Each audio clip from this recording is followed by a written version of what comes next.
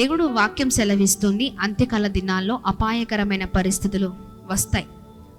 మనుష్యులు ఎలా ఉన్నారంటే స్వార్థ ప్రియులు, ధనాపేక్షలు, వారి కంటే ఎక్కువగా, అంటే ఎలా అంటే దేవుని కంటే వారిని ఎక్కువ ప్రేమించుకునేవారు. అవునా కదా? నాది, నేను, నా జీవితం, అంటే నాకు నచ్చినట్లే నేను ఉంటా, నా జీవితము నేను నచ్చినట్లుగానే ఉండాలి. ఎవరు ఏమి చెప్పినా తప్పుగా అర్థం చేసుకునే మనుషులు కదండి. చాలామంది జీవితాలు అలాగనే ఉన్నాయి. మరి చాలామంది చెప్తూ ఉంటారు భర్తకి, అయ్యా నేను మిమ్మల్ని బాగా ప్రేమిస్తూ ఉన్నాను కదా. ప్రేమించేవారు భర్తకు సంబంధించిన వారిని కూడా ప్రేమించాలి, భార్యకు సంబంధించిన వాళ్ళందరినీ ప్రేమించాలి. భార్యను ప్రేమిస్తే, ప్రాముఖ్యంగా దేవుని ప్రేమించే వారి లక్షణాలు, గుణగణాలు చాలా అద్భుతకరంగా ఉంటాయండి. ఎంత భయంకరమైన పరిస్థితులు అంటే నేను బాగుంటే చాలు, ఇంకా ఎవరు ఎటైనా పోని, నాకు అనవసరం, నేను నా కుటుంబం, ఇంతవరకే గీత గీసుకున్న జీవితాలు ఎంతో మంది వండి. ఇంట్లో ఉన్న వారిని ప్రేమించలేని పరిస్థితులు.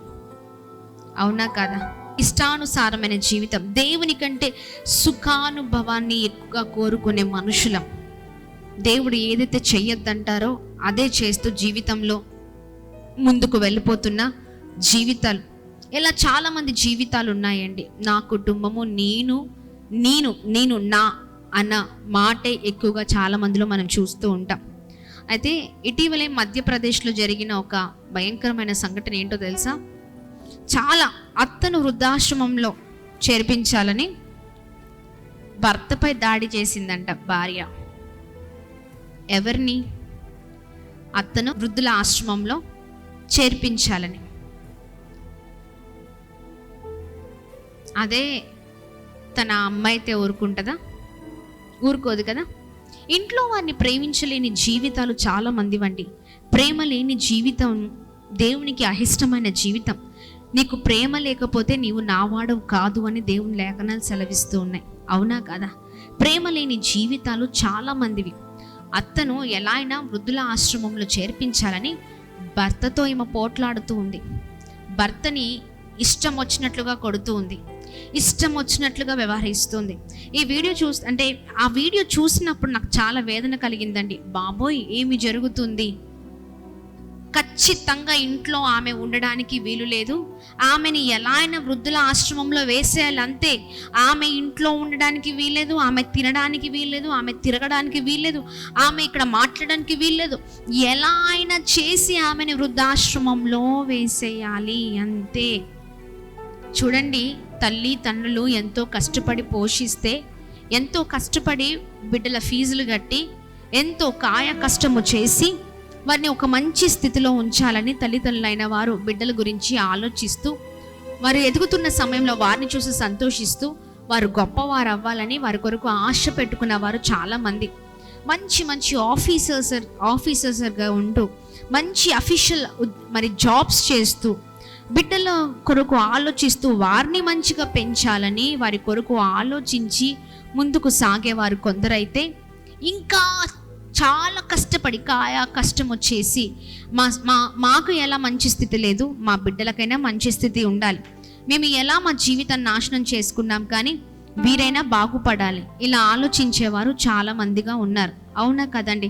బిడ్డలని ఎప్పుడు కూడా ఉన్నతంగా ఉండాలని ఆశ పెట్టుకున్న తల్లిదండ్రులు. అయితే వీరికి సంబంధం చూసే విషయంలో కూడా, వీరికి వివాహాలు చేసే విషయంలో కూడా ఏ అమ్మ అయితే బాగుంటుంది ఏంటి అని ఆలోచించి మరీ చేస్తూ ఉంటారు. అవునా కదా? మంచి సంబంధం అందరిని అడుగుతారు, వీరిని వారిని అడిగి బిడ్డకి ఎప్పుడైనా మంచిగా వారి జీవితం బాగుండాలని ఆశ పెట్టుకుంటారు. తీరా ఇంత కష్టపడితే జీవితంలో ప్రశాంతత లేదండి, నెమ్మది లేదు. ఇంత కష్టపడి పెంచిన తల్లిదండ్రులని ఆ కోడలు ఏం చేస్తుందంటే, భర్త తల్లిని ఎలా అయినా వృద్ధుల ఆశ్రమంలో చేర్పించాలి. ఆమె అడ్డుగా ఉంది, నాకు ఆమెంటే ఇష్టం లేదు. కళ్ళ ముందే భర్తను హింసిస్తూ ఉంటే తట్టుకోలేకపోయారండి. భర్తపై దాడి చేస్తుందంట, నువ్వు చెప్పిన మాట వినట్లేదు, ఇంకా కొట్టడమే ప్రారంభించింది. అది చూసిన ఆ తండ్రి ఆ తల్లి తట్టుకోలేకపోయారండి. కొడుకును కొడుతుంది అనేసి మధ్యలోకి వచ్చిందంట ఆ తల్లి. అంతే. ఆ వీడియో చూస్తూ ఉన్నప్పుడు, ఆ విజువల్స్ చూస్తున్నప్పుడు చాలా బాధ అనిపించింది. ఈమె మధ్యలోకి వెళ్తే ఆ కోడలు ఎంత భయంకరంగా ఆమెను కొడుతుందంటే, బాబా ఈ చెంపల మీద కొట్టేస్తుందండి, తల మీద కొట్టేస్తుంది, కింద పడేసి మరి కొడుతుంది. ఏమి జీవితాలు, ఏమి కుటుంబాలు. ఎంత చదువుకుంటే ఏంటి, ఎంత గొప్పవారిమైతే ఏంటి. అందుకనే పెద్దవారు అంటారు, చదువు లేకపోయినా ఏముండాలండి, సంస్కారం ఉండాలి. దేవుని వాక్యం సెలవిస్తుంది, తగ్గించుకున్నవారు హెచ్చింపబడతారు. హెచ్చింపబడ్డవారు ఆటోమేటిక్గా వారి రేషియో అంతా డౌన్ అయిపోతుంది. అంటే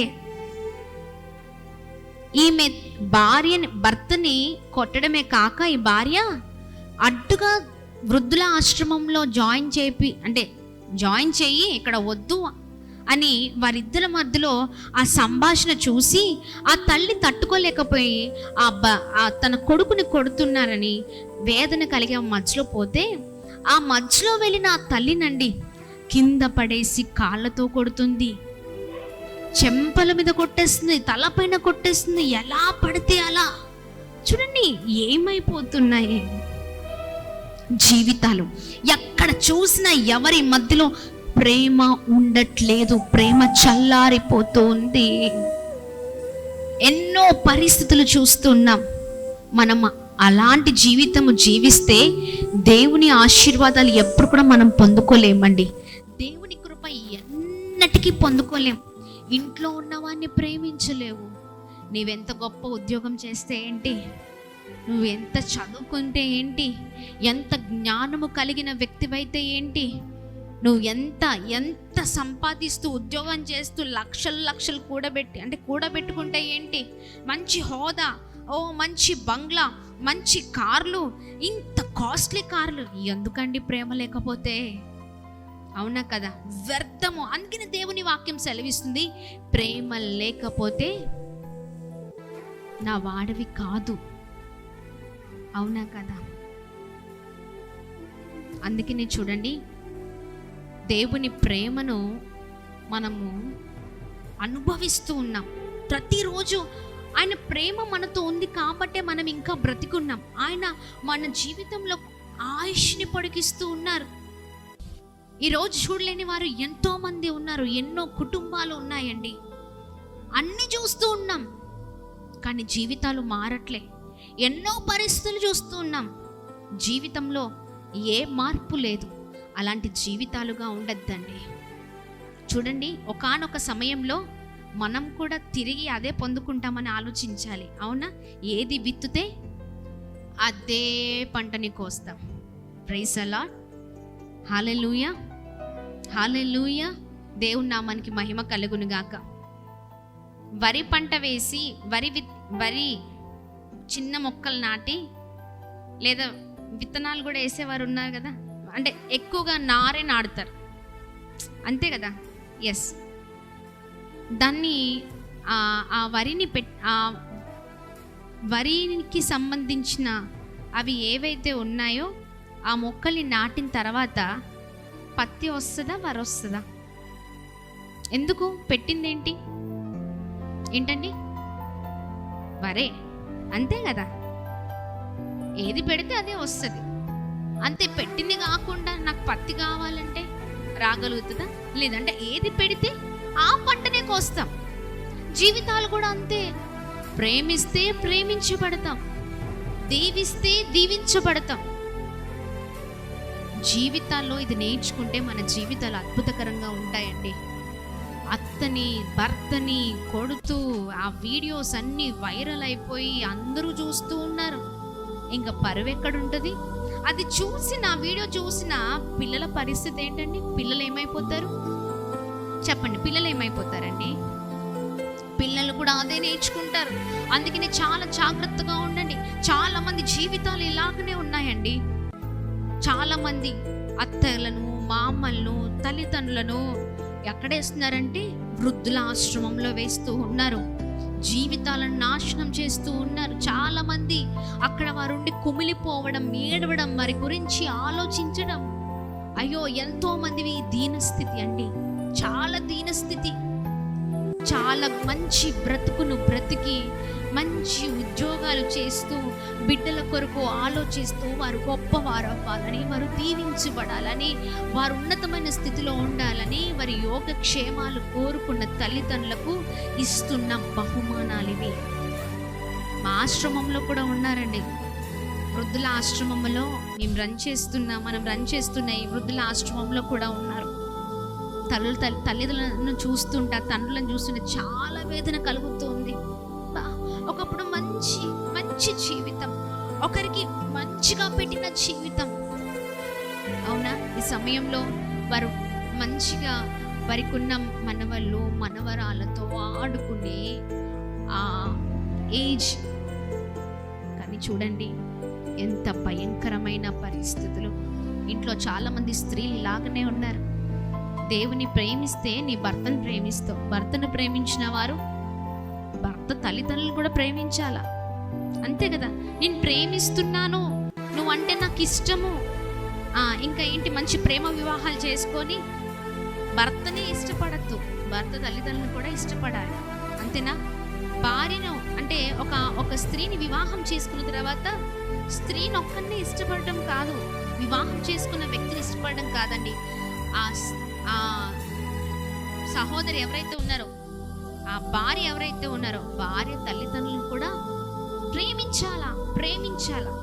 ఈ రోజున ఆ వీడియో చూస్తే అసలు కన్నీళ్ళు ఆగవండి. మీకు కూడా తెలుసా, ఫస్ట్ భర్తను కొట్టింది, తర్వాత అత్తను కొట్టింది. ఇదంతా ఎవరి కళ్ళ ముందు జరిగింది తెలుసా? మామ ముందు జరిగింది. అర్థమవుతుందండి? అంటే తండ్రి ముందు భార్యని కొడుతుంది, కోడలు కొడుకును కొడుతుంది. ఇంకా ఈయన కనుక ఎక్కువ మాట్లాడితే ఈయనను కూడా కొట్టిద్ది. వాళ్ళని కొట్టిన ఆమె ఏమైనా కొట్టదా?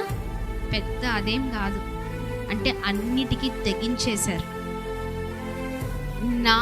నాది, నేనే బాగుండాలి, అది పోవాలండి సమాజంలో కదా, అది పోవాలి.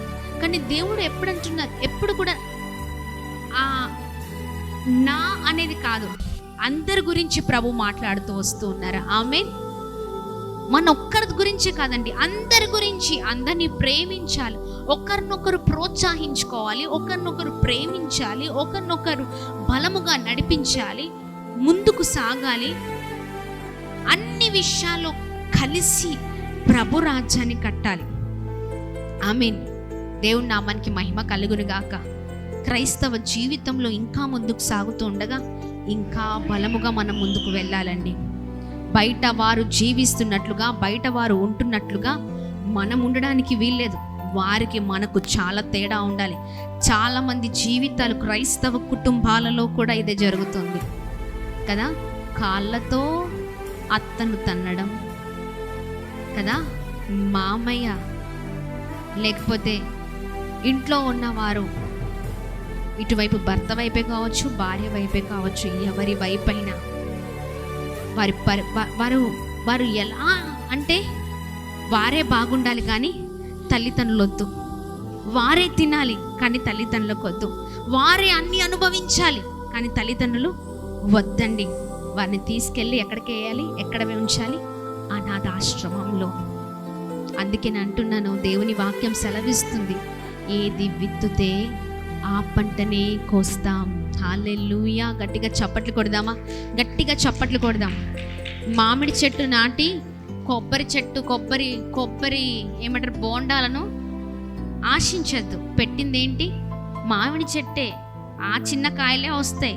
పెద్ద కొబ్బరి బోండాలు రావాలంటే కుదరదు, అవునా కదా? ఎస్. అందుకనే ఏది విత్తుతే ఆ పంటనే కోస్తాం. కనుక జాగ్రత్త. ప్రేమించే విషయంలో నిన్ను వలే నీ పొరుగు వారిని ప్రేమించమన్నారు దేవుడు. నిన్ను నువ్వు ఎలా ప్రేమించుకుంటావు? ఎవరికి ఇప్పుడు నేనున్నాను, నేనంటే నాకు ఇష్టమా లేదా? ఎవరికి? ఇప్పుడు మీరున్నారు, ఎదుటివారి విషయంలో లోపాలు ఎతుకుతాం, కానీ మన విషయంలో మన లోపాలు ఎతకం. మనం అనుకుంటాం మనకు మనమే పర్ఫెక్ట్ అని. మనల్ని మనం బాగా ప్రేమించుకుంటాం, బాగా ఇష్టపడతాం, మనం చేసిందే కరెక్ట్ అనుకుంటూ ఉంటాం. ఇలా చాలామంది జీవితాలు ఉన్నాయి, అవునా కదా? ఎస్, అవునండి. చాలామంది ఇలాగే నేను నా వరకే, నా కుటుంబం వరకే నేను బాగుంటే చాలు కదండి. కానీ దేవుడు అంటున్నారు, నిన్ను వలె నీ పొరుగు వారిని ప్రేమించు. నిన్ను నువ్వు ఎలా ప్రేమించుకుంటున్నావో ఇతరులను కూడా అలాగనే ప్రేమించు. అదే క్రైస్తవ జీవితం. హల్లెలూయా. దేవుని నామానికి మహిమ కలుగును గాక. నీ పొరుగువాన్ని ప్రేమించు. నిన్ను నువ్వు ప్రేమించుకున్నట్లే నీ పొరుగువాన్ని ప్రేమించు. ఒకరినొకరు ప్రేమించండి. హల్లెలూయా. ఒకరినొకరు ప్రోత్సహించుకోండి. ఈ మాటలు వింటున్నాయి, మీ వీడియో ద్వారా మాటలు వింటున్న ప్రతి ఒక్కరి జీవితాలు కూడా కదిలించబడాలండి.